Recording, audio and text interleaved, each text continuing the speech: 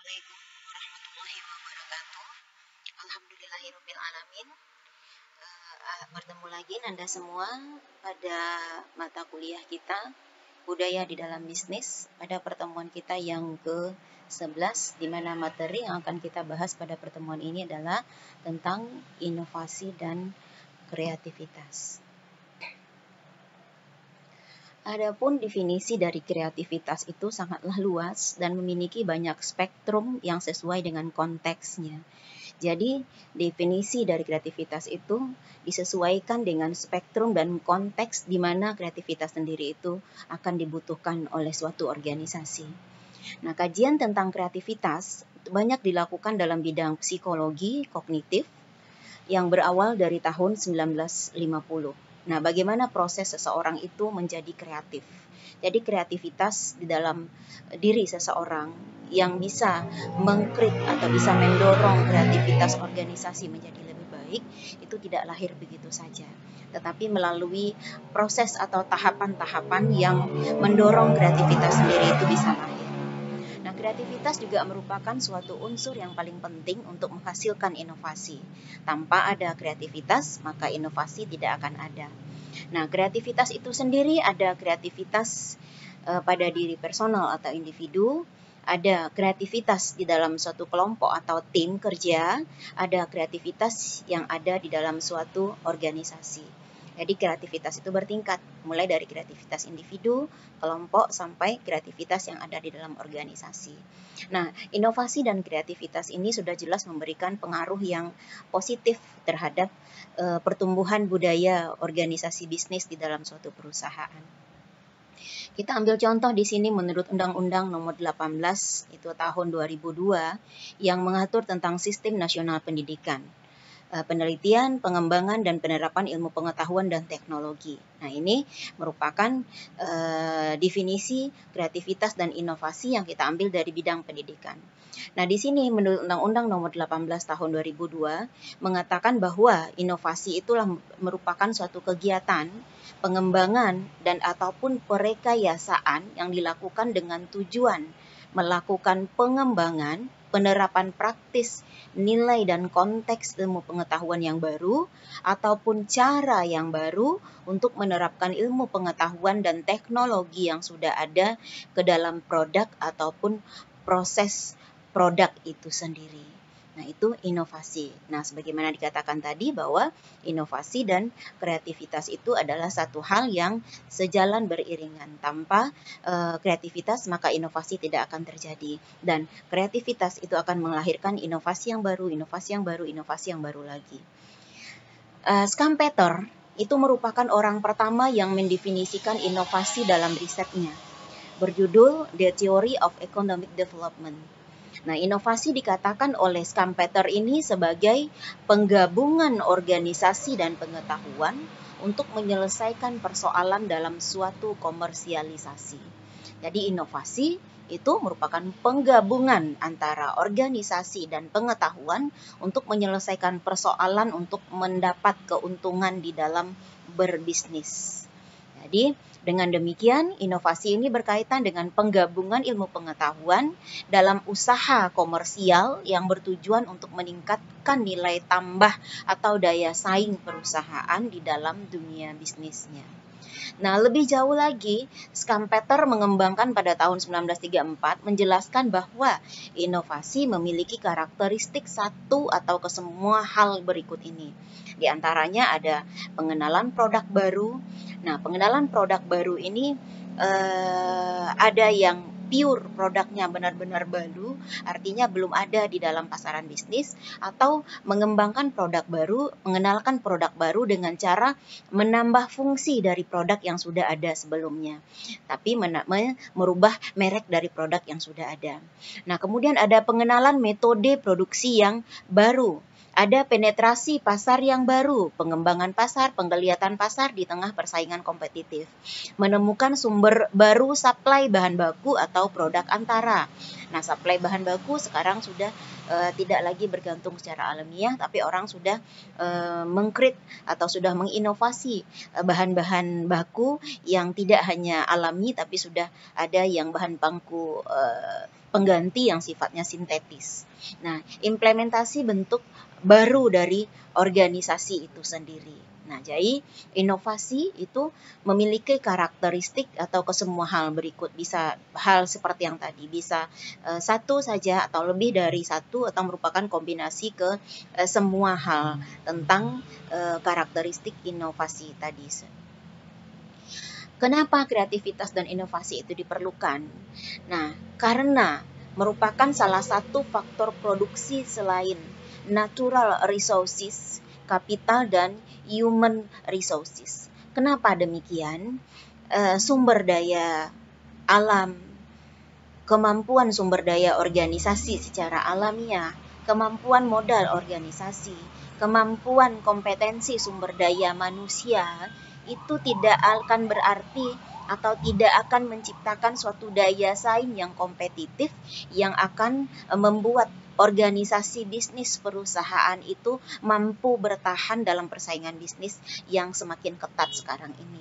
Makanya diperlukan adanya kreativitas dan organisasi. Kalau tanpa kreativitas dan inovasi dalam organisasi itu, maka perusahaan akan selalu stuck pada suatu sistem-sistem tertentu saja, dan dia akan ketinggalan dengan kemajuan dari perusahaan-perusahaan lain. Yang kedua, kreativitas dan inovasi itu berdampak pada kemakmuran suatu bangsa. Semakin kreatif dan semakin inovatif masyarakat, individu, baik sebagai individu itu sendiri, sebagai kelompok, apalagi sebagai organisasi, nah itu akan berimpact positif atau memberikan pengaruh yang positif terhadap kemakmuran suatu bangsa. Semakin kreatif, semakin inovatif, maka akan semakin meningkatkan kemakmuran bangsa. Nah, begitu juga yang terjadi sebaliknya. Apabila kreativitas dan inovasi tidak ditingkatkan, maka kemampuan bangsa juga tidak akan pernah bisa meningkat. Nah, kemudian kreativitas dan inovasi itu memiliki value added, memiliki nilai tambah bagi suatu organisasi untuk kemajuan organisasi, termasuk kemajuan suatu negara juga. Nah, kemudian kreativitas dan inovasi juga bisa menciptakan efisiensi dan efektivitas yang tinggi. Efisiensi dan efektivitas yang tinggi apabila bisa kita tekan sedemikian rupa, otomatis bisa meningkatkan kemampuan laba perusahaan di masa yang akan datang. Meningkat kemampuan laba perusahaan di masa yang akan datang, maka tingkat kemampuan perusahaan untuk memberikan kesejahteraan kepada semua sumber daya manusia yang ada dalam perusahaan juga akan semakin meningkat. Kemudian masyarakat dunia juga mendorong lahirnya berbagai kreativitas dan inovasi ini. Contohnya PBB itu pada tanggal 21 April menjadikannya sebagai hari inovasi.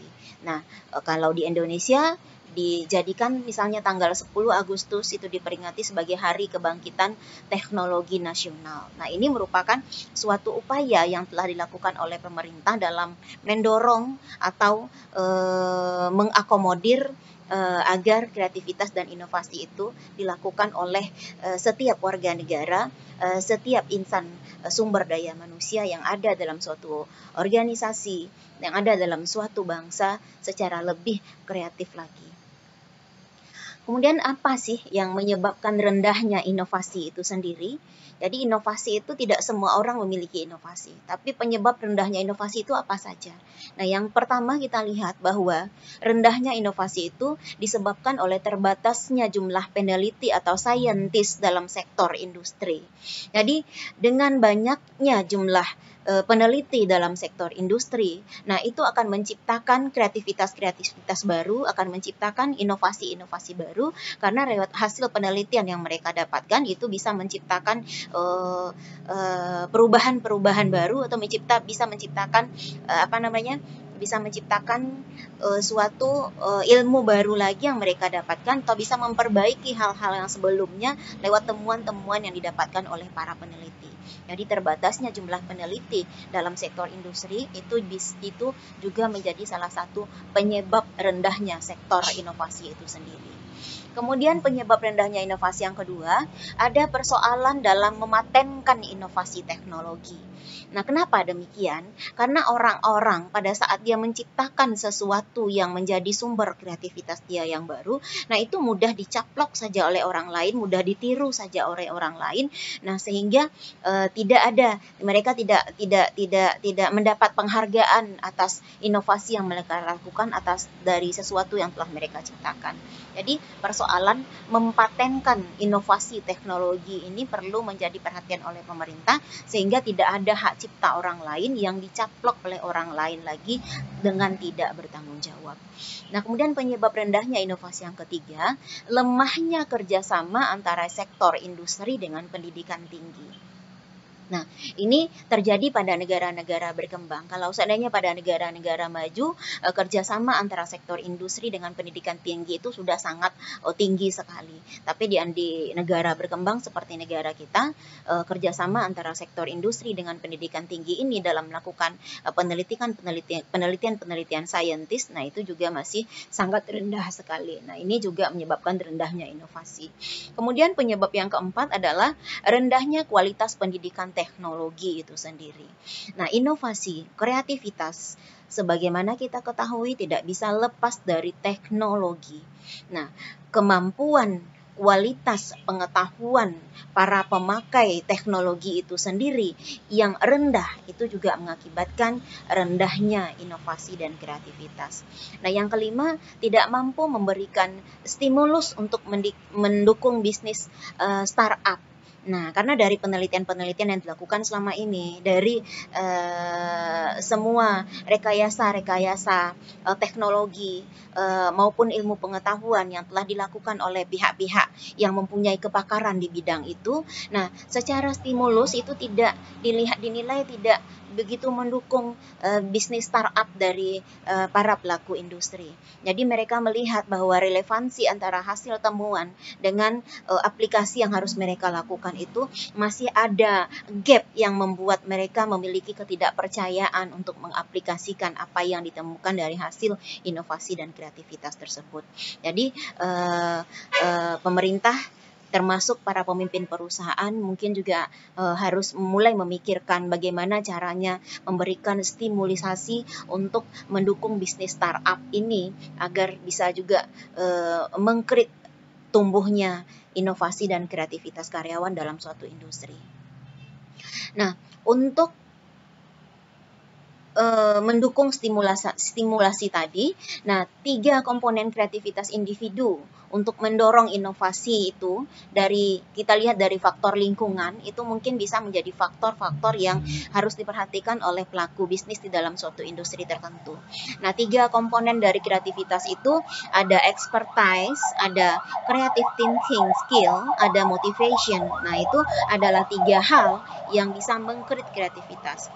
Expertise, kreatif, dan motivation. Nah, expertise, nah itu dari mana kita dapatkan expertise untuk mendukung kreativitas? Expertise itu kita dapatkan dari knowledge, technical, prosedural, dan intelektual. Nah, dari semua kemampuan-kemampuan yang sifatnya hard skill, nah itu merupakan bagian-bagian dari expertise yang bisa mendukung kreativitas. Jadi knowledge, technical, prosedural, dan intelektual.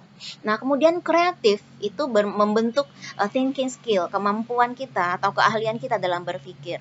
Nah, creative thinking skill ini membuat kita berpikir bagaimana caranya untuk how flexibility, bagaimana imaginative lively people approach problem, bagaimana mengembangkan kemampuan pemecahan masalah yang bisa dilakukan oleh orang-orang atau sumber daya manusia di dalam suatu organisasi itu secara imajinatif mereka dengan menggunakan logika.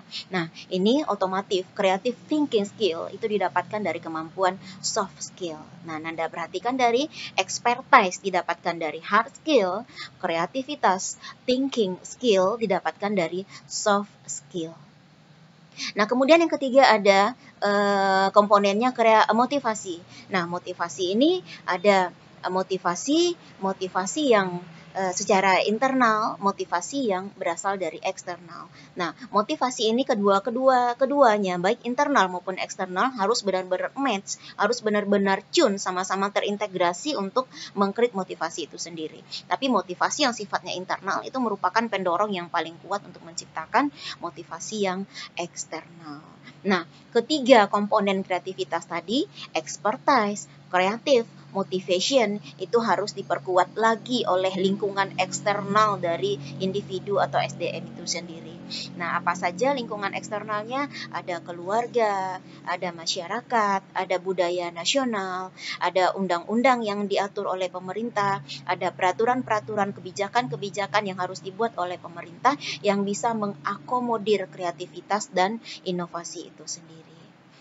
Itu 3 komponennya. Kemudian jika dibuat ranking dari faktor pendukung lahirnya inovasi dan kreativitas, maka dapat dikatakan bahwa motivasi itu merupakan faktor yang paling berperan dalam menumbuh kembangkan inovasi dan kreativitas, terutama intrinsic motivation. Nah, intrinsic motivation sebagaimana dikatakan tadi itu berasal dari dalam. Ini intrinsic motivation itu melahirkan keputusan untuk menjadi kreatif. Nah, seperti yang dikatakan oleh Sternberg pada tahun 2000. Karena orang yang tidak memiliki intrinsic motivation, dia tidak akan bisa melakukan apapun karena dia tidak memiliki faktor pendorong yang berasal dari dalam dirinya. Jadi ibaratnya seperti apa faktor lingkungan eksternal mendorong dia, mempush dia untuk berkreatif. Kalau intrinsic motivation dia tidak ada, maka dia tidak akan tergerak untuk melakukan apapun untuk berkreasi, apalagi berinovasi. Nah, persyaratan untuk menghasilkan orang yang kreatif itu ada di sini kita bagi menjadi 4, yaitu harus ada pengetahuan, harus memiliki motivasi personal untuk menjadi kreatif, kemudian lingkungan yang kondusif. Jadi, persyaratan untuk menghasilkan orang kreatif itu kemampuan intelektual, pengetahuan, edukasi, pembelajaran itu merupakan faktor atau persyaratan mutlak yang harus ada. Nah, kemudian memiliki motivasi personal. Nah, motivasi personal itu adalah motivasi yang lahir dari dalam diri individu itu sendiri. Tadi intrinsic motivation berasal dari dalam diri individu itu sendiri. Nah, kemudian ada keinginan untuk menjadi kreatif. Artinya dia berkeinginan bahwa hari esok harus lebih baik daripada hari ini. Dia harus punya pemikiran-pemikiran atau mindset yang membuat dia harus selalu menjadi lebih baik dan lebih baik lagi dari waktu ke waktu. Nah, sehingga keinginan untuk menjadi kreatif itu sudah ada dalam dirinya. Nah, kemudian yang keempat adalah persyaratannya untuk menjadi kreatif itu adalah lingkungan yang kondusif. Nah, lingkungan kondusif ini adalah lingkungan yang benar-benar bisa memberikan dorongan dan kenyamanan kepada si pelaku kreativitas atau pelaku inovator itu sendiri. Karena lingkungan yang kondusif itu akan membuat dia nyaman untuk berpikir, nyaman untuk berkreativitas, nyaman untuk berinovatif. Jadi dia tidak terganggu untuk melakukan aktivitasnya dalam berkreasi dan berinovasi. Jadi itu merupakan persyaratan untuk menghasilkan orang-orang yang kreatif, memiliki pengetahuan, memiliki motivasi personal, harus mempunyai keinginan untuk menjadi kreatif, untuk harus mempunyai dan didukung pula oleh lingkungan yang kondusif. Nah, sebagai penutup dari pertemuan kita yang ke-11 ini, nah bisa kita buat kesimpulan bahwa kreativitas dan inovasi itu merupakan 2 hal yang saling berkaitan sebagaimana yang Ibu katakan di awal tadi. Nah, kreativitas akan menghasilkan inovasi dan inovasi tidak akan muncul tanpa adanya kreativitas. Jadi saling berkaitan, saling dukung-mendukung dan saling bersinergi antara satu sama lain. Kemudian yang kedua, sebagai salah satu faktor produksi dalam perekonomian saat ini, maka pengembangan inovasi itu sangat perlu dilakukan untuk meningkatkan daya saing bangsa. Nah, dalam meningkatkan daya saing bangsa, tentu kita harus mulai dulu dari dalam organisasi bisnis kita sendiri, dengan menciptakan budaya bisnis kita sendiri. Jadi kreativitas dan inovasi itu bisa menjadi suatu kekuatan, suatu power of bagi dunia bisnis dalam menciptakan budaya bisnis juga.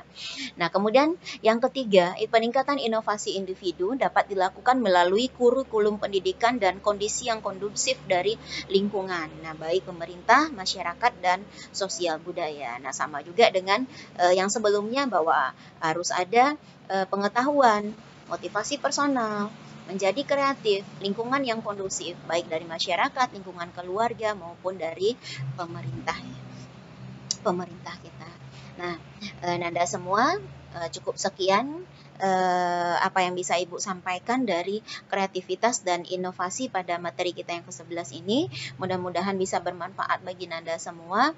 Mohon maaf atas segala kekurangan. Wabillahi taufik wal hidayah. Wassalamualaikum warahmatullahi wabarakatuh.